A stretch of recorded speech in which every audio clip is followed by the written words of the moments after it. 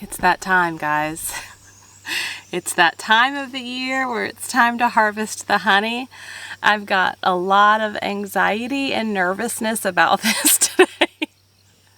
Just because I know I get stung. My bees they are what they are.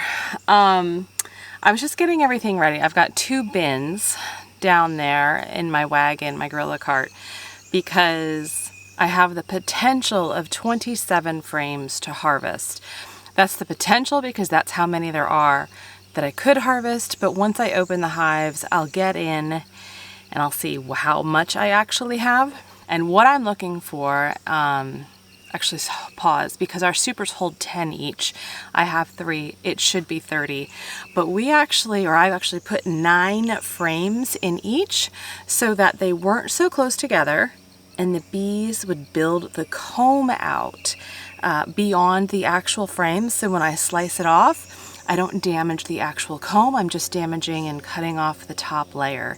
It's something we learned from a beekeeper a couple of years ago, and so this is my first year really trying it, so that's why I say 27. And I'm looking for a frame that is fully capped off, which means all of the cells have that wax coating on it, which means the honey is perfectly secure in that honeycomb cell. If I find any frames that don't have a lot of cappings, that's what they're called, cappings, is capping off the honey, then I'm going to leave it. I'm not even going to worry about extracting that today. I only want to take what I know is ready. I don't want to just take from the bees. These are our bees. We're not in a need for gallons and gallons of honey. We don't sell it. It's just for us and sometimes for friends and family. And so I try to be very responsible about harvesting and just caring for our bees. So I'm only going to take what I know is fully capped off and what I can easily extract from. There are 3 hives. 2 of the hives have 2 of the big bodies, and we don't extract from that. That is theirs. They have what's called a brood box, is where the queen lays all her brood, which is her eggs.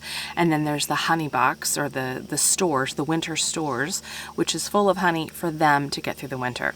And then we have these supers on top, which is what we extract from.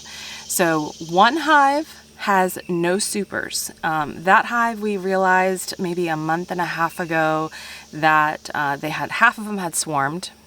It is what it is. It's just part of honeybee nature. And some moths had come in, wax moths had come in.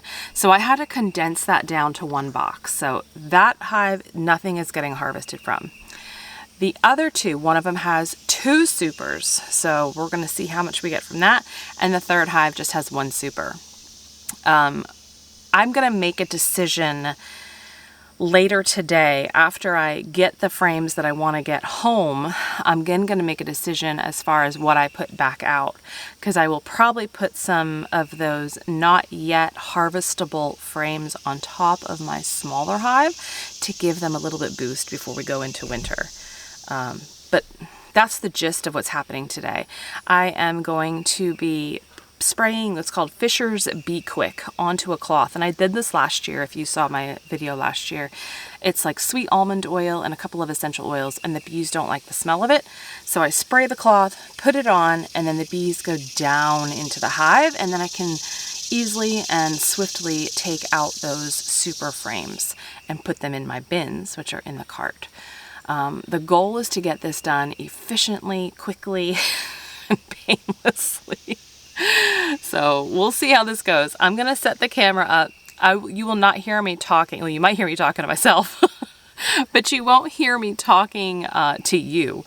And that is because I need to focus on what's going on. But I will film and show you what I'm doing, and then we'll get everything home and harvest. So first things first, I got to get dressed. It is pretty early. I got up at 6 o'clock. I think I got here just before 7 because I had to stop and get gas. And then I went out into the garden as a little delay tactic. And I got a couple of things to harvest, but it was just, you know, a good way to go out in there and kind of ease myself into this process. But it's probably close to 7:30 right now. I wanted to come out as early as I could to harvest. It's going to be hot today, but I also prefer to harvest early in the morning because I'd like to think the bees are calmer then. That might be a myth.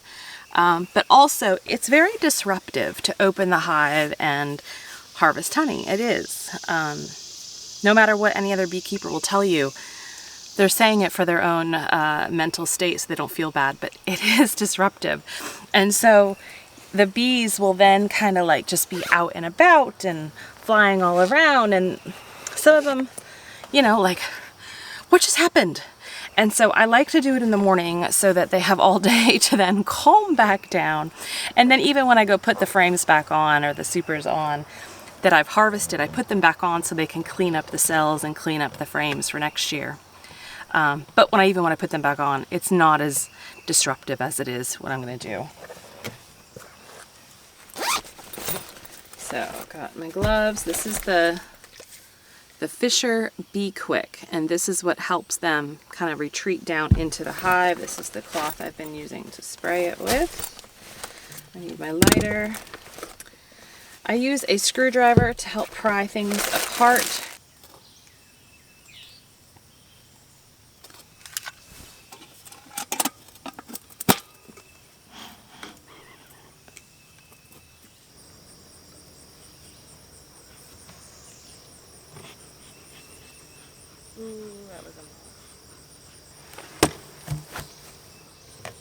This hive is a goner.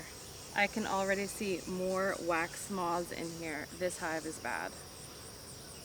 Like really bad. Oh my gosh. Which is so sad. So I gotta figure out what I'm gonna do with this. Not right now, but look at all this. This is like wax moth cocoon. It is so disgusting.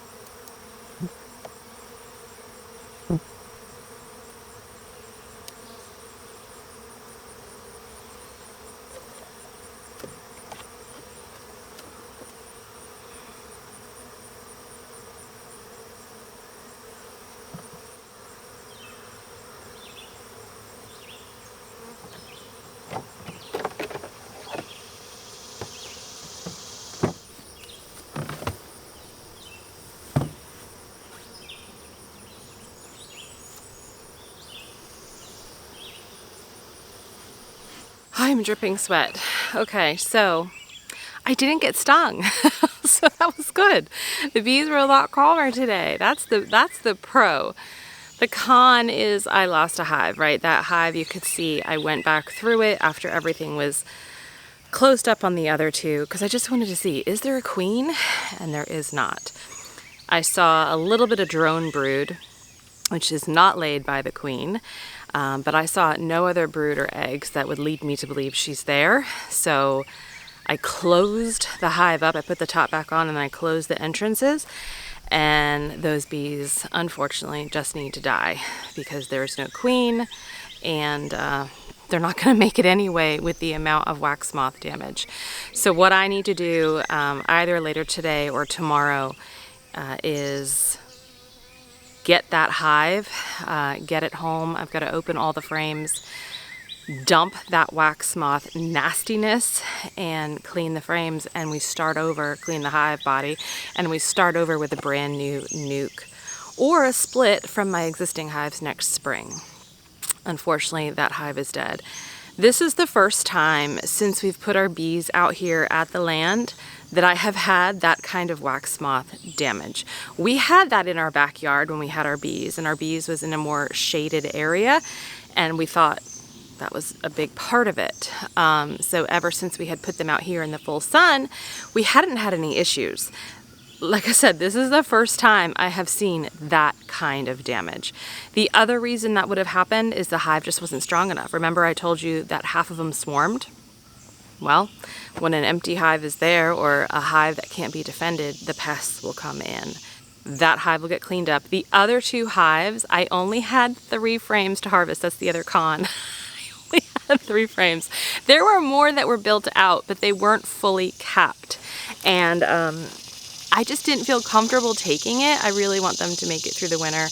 And so what I did is, in the spots that I took the frames, I put some empty frames in, because they still have plenty of time to build out the comb. And I'm just going to leave them on all winter, and hopefully next spring that gives them a really good head start and jump to fill those supers up. All in all, I'm going to count this as kind of a neutral scenario. I still got a bee around me. I didn't get stung, but I lost a hive. I got some honey, but not very much. All in all, still worth the effort. So I only have to harvest 3 frames, which is also awesome. It won't take me all day to do that. All right, I'm going to carefully take the suit off, and then I'll see you at home in a bit.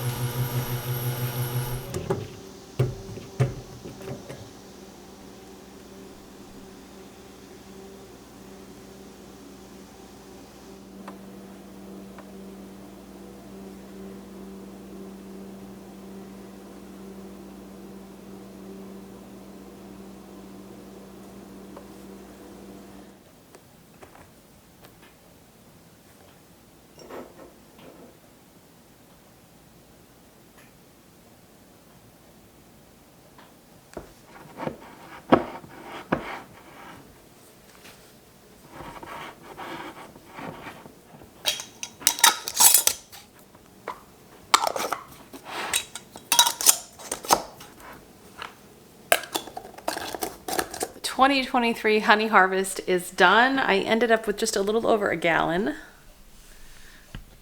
I did 3 pints, and then I have I got like 2 3/4 worth of quarts. For 3 frames, and probably the easiest and smoothest honey harvest to date, I'm pretty happy with it. I think it looks good. Look at the color. It's a beautiful amber to kind of dark amber color. So this is going to be put to good use. And we still have plenty of honey. We have a little cabinet above our refrigerator, and that's where we put our honey. There's probably 2.5 gallons up there just from previous years. Honey never goes bad, which is the beauty of it. So you can have a really good honey harvest one year and a maybe mediocre to smaller harvest the next and still be okay. Again, we don't sell it, so this is going to be wonderful for our family. Thanks for joining me today on our simple yet modest honey harvest. Stay healthy, stay well. Bye-bye.